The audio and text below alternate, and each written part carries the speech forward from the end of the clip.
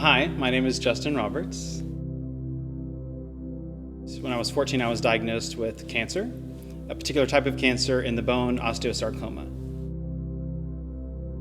So at the time, I was going into the 9th grade, so I was a freshman in high school.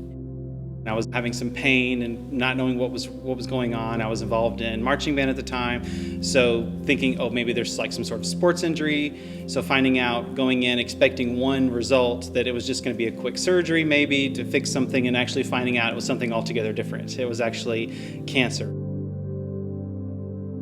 You hear cancer, and everyone, I think people didn't know how to respond, especially when we were all kind of, my friends group, we were young. I clearly remember we have like an armchair in our living room. I was sitting in it, and my mom, my dad, and my two sisters, all laid hands on me. We prayed, just that kind of atmosphere within the house of like, okay, we're going to pray, we're going to get through this.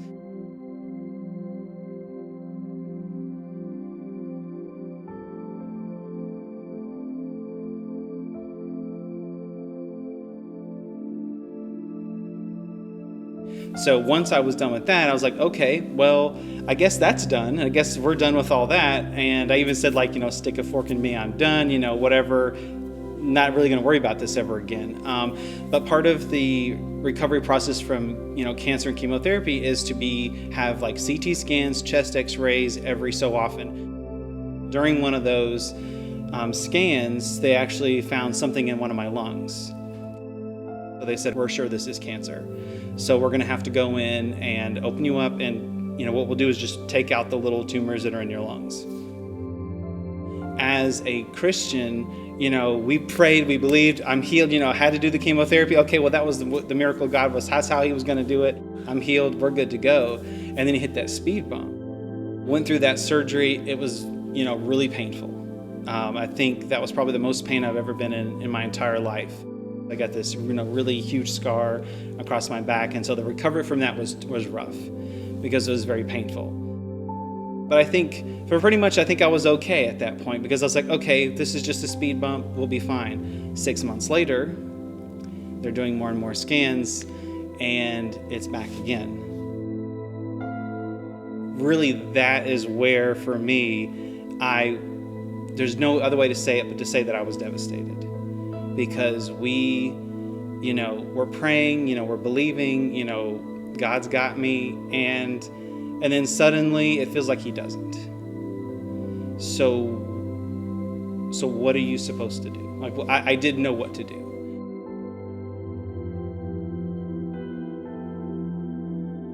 I didn't want to do it. I remember like being in the elevator and being on the little hospital bed they put you on as they're wheeling you out to surgery, and such anxiety and fear was kind of on me that I didn't even want. I was trying to actually get out of and I just looked at my mom and I was like, I don't want to do this, and she was just like, no, you have to do this. It's you don't have there's not much choice. If you don't take care of this, you're gonna die. I was so mad. God, I thought that, I was healed from this. I thought this was going to be, when I went through, that was going to be the end of the story. And that wasn't the end of the story. And so I went to a very dark place, and I know a lot of my friends and family were really, really concerned because it took me, even after surgery, it took a very long time to really kind of recover from that, to really get to the point where I could move on and kind of go forward.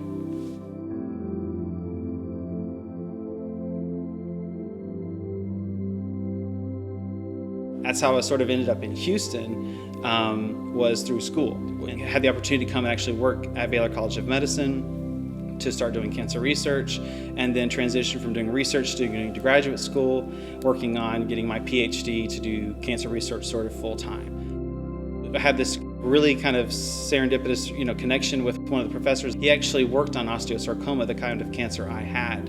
And so we kind of formed a connection. He had an opening in his lab. Between him and I, we were able to work on this project to really try to understand metastatic osteosarcoma, which is exactly what happened to me after having it in the bone. Went to the lungs, that's the metastatic part, and tried to understand, why does this process happen? And if we can understand why it happens, maybe we can prevent that from happening.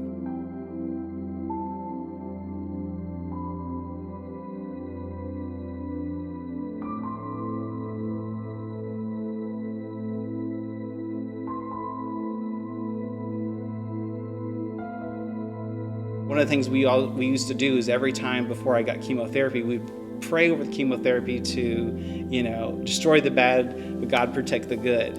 And so we're just really praying against all those negative side effects that could happen, because a lot of them are very severe. So finding out that, actually, no, your heart was damaged. In my mind, it's like stacking another stone in the bag of another weight to carry. Had the sort of the 2 lung recurrences, and then now we have another stone in the bag that I'm carrying of, now your heart. And that kind of created some anxiety of because I was doing these calculations based on how much my heart function had decreased over this 10-year span. I was in 15 years, I'm going to be dead because my heart function is just, there's not going to be enough left. So kind of that shock of wait a minute, what's going on here? In the midst of doing all this stuff with graduate school, when they did the replacement, they used a donor tissue, a bone from a deceased individual. And they're structurally okay, but since it's not a live bone, it has a risk of fracture. And it did break that year. Now I can't walk. Okay, so now what am I going to do? Going back on crutches. And I've been on crutches for years, so trying to readjust to that. So it took some time off to get a new apartment on the first floor. I got a wheelchair. And so now I'm going to the store, trying to get groceries on a wheelchair. And I'm there was days I came home and just threw the crutches across the apartment because I was so upset. Because I was why am I doing this? I have this stupid wheelchair. I'm trying to navigate, they get those carts in the grocery store. Those things don't work at all. So I would have my wheelchair, put a basket on my lap, and whatever fit in there, that's what I got. So it was very frustrating, because then open the back of the car, put the groceries in, take the wheelchair, put it in there, get my crutches back out, go from the back to the front of the car, put the crutches in the car, go, get home, get the crutches out, get the wheelchair, take it out of the car, sit in it, get all the stuff. It was just, so for 6 months. Over time, my body sort of just kind of healed around it to structurally sound it, so that I could walk on it again. It was also painful, because for the first about year of having that, it hurt almost pretty much if I stood on it any longer than 20 minutes. So these things are happening. I'm getting better, but then there's still so here I am, I got this broken bone and it heals, but now I'm in a lot of pain. Let's put another stone in the backpack, because now I'm in pain a lot. I can't walk for more than so far, and I was already limited in the physical activity I could do, because these types of replacements they don't take you back to 100%. They take you back to about 80%, maybe. I finished graduate school, finally. That was stressful in and of itself. And then defended my dissertation, and then a week later I couldn't walk. I was back on crutches.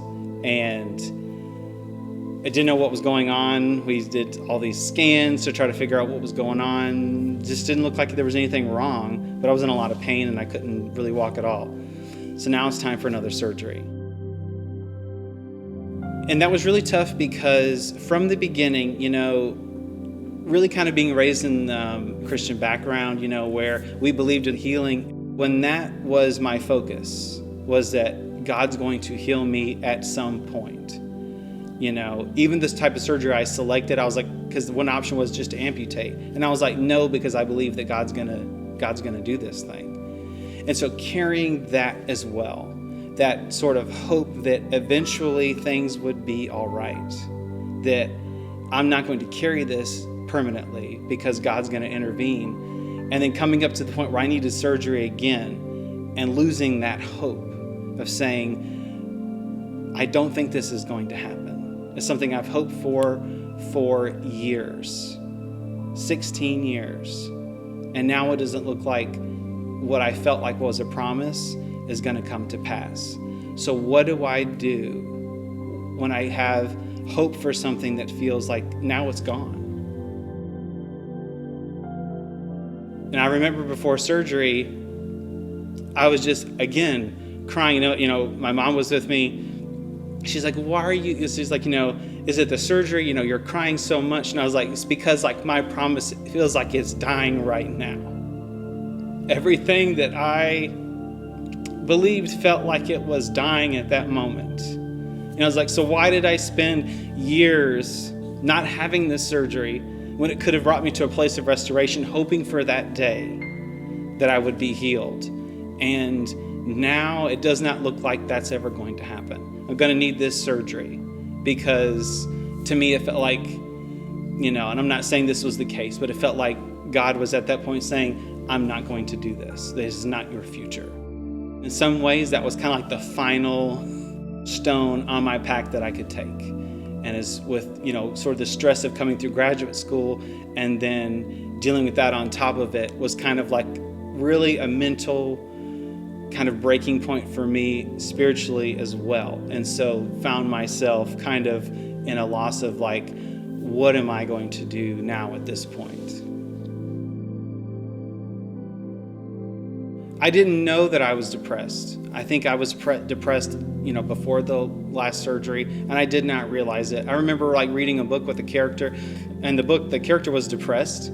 I didn't know, because I was like, man, I feel like this all the time. And another friend of mine was like, this guy is struggling with depression. That's what they're trying to like portray. And I was like, well, I feel like that all the time. And I didn't realize it.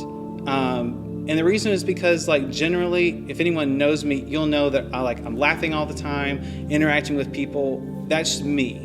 I've always been that way. No matter how sad I can be, if I'm in a group of people, it brings out like the best in me.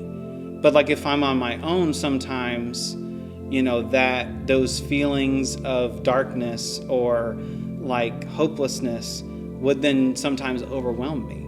And so having these sort of thoughts and not really realizing that's what it was from, and trying to like, okay, I'm going to pray, I'm just going to worship, and then I would feel a little bit better, and then for a while it'd be fine. And it was like a roller coaster. I'd go up and I'd go down, and it just felt like the lows were so low, the kind of things that I was thinking, I was like, I can't, I don't know what I'm going to do. And I had talked about, maybe seeing a counselor, seeing someone, because I'd never talked to anyone throughout the whole, being diagnosed, going through the chemotherapy, and like stuff like that was available.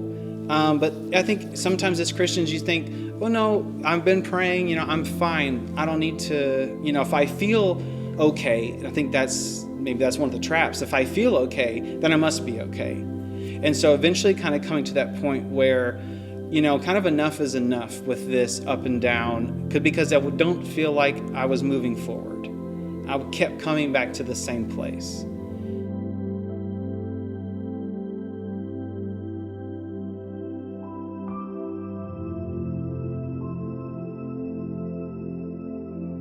Made the call, got an appointment, and even after the first appointment, it was just like, this is exactly what I needed. Because being able to go in and talk about what's going on, and then have someone to be able to not say, well, geez, that's pretty bad. I don't know if we're going to be able to help you. It's like, okay, now let's start. And so that was like a starting point.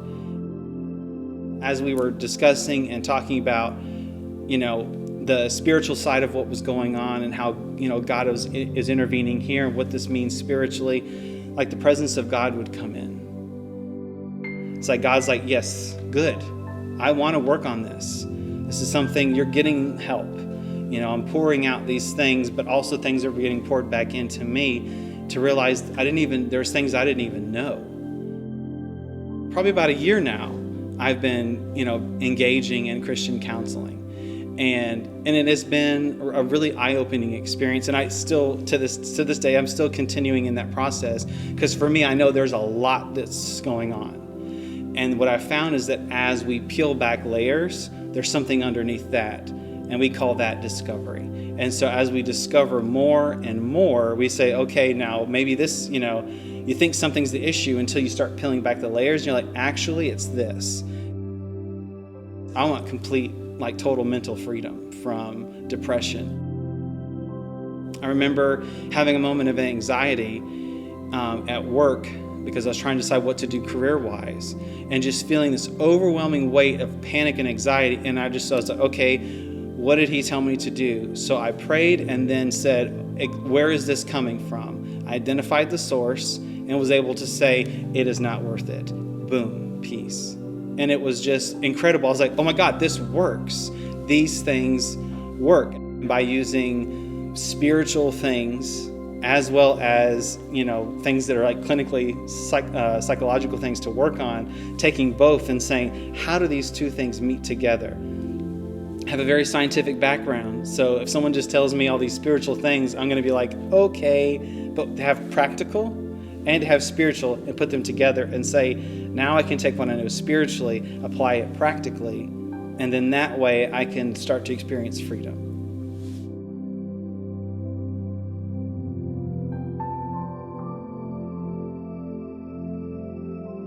To know that there's still hope to be better, and to say, you know what, I've laid these things aside now. I know I'm okay with these things, and now we're working on something else. So making that progress. Sometimes it doesn't feel like progress. Sometimes it feels like you're going back, but you're really going forward, because anything you do to discover what's going on in your life and really thinking about what you're thinking about and making that progress is good, because that means now I'm aware. And being aware is like one of the biggest steps to mental health. Is now that I'm aware, now I can do something about it. I'm not in the dark, I'm in the light. And that's like one of the best things about it, is that I'm coming out of the darkness into God's light. We say scripture so much, you shall know the truth and the truth will make you free. And it's like, okay, we just say that.